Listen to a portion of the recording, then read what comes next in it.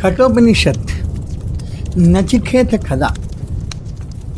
యజ్ఞం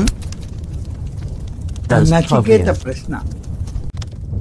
పూర్వం వాజస్రవస పుణ్యయజ్ఞం చేస్తున్నారు.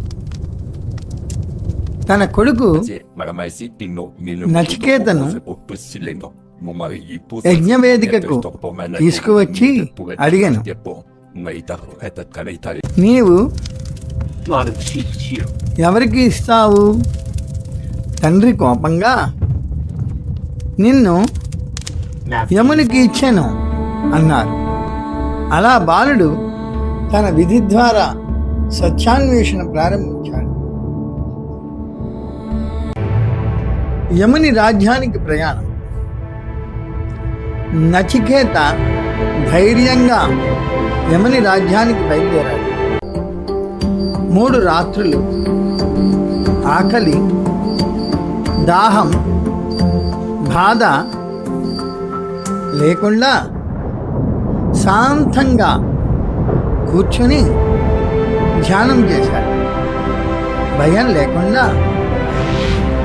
సత్యాన్ని తెలుసుకోవాలనే ధైర్యం అతనిలో వెలిగింది. యముడి ప్రత్యక్షం, వరాలు. యమధర్మరాజు వచ్చి, బాలక, నీ సహనం నన్ను కదిలించింది. నీవు 3 వరాలు అడగవచ్చు అన్నారు. మొదటి వరం తండ్రి శాంతి. 2వ వరం నిత్య ఫలమిచ్చే అగ్ని విద్య.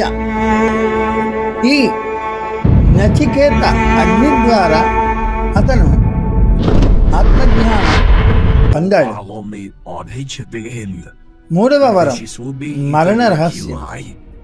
తృతీయ వరం అడుగుతూ నచికేత మరణానంతరం జీవితం ఏంటి అని అడిగాడు.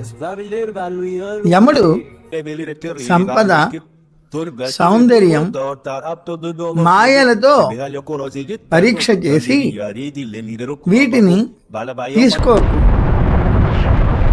నిత్య జ్ఞానం కావాలి అని అతను నిర్ణయించాడు.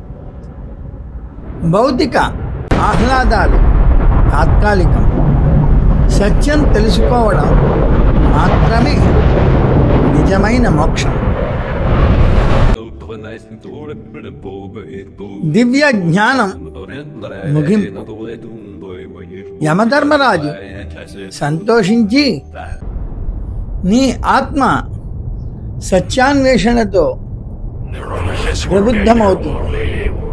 త్వరలోనే నీవు అమృత తత్వ రహస్యం తెలుసుకుంటావు అన్నారు.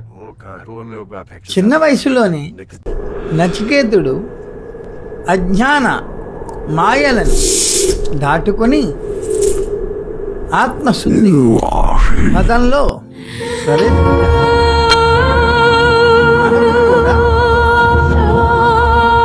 ఆత్మజ్ఞానంలో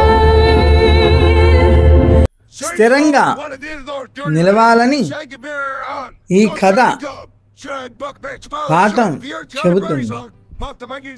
ఓం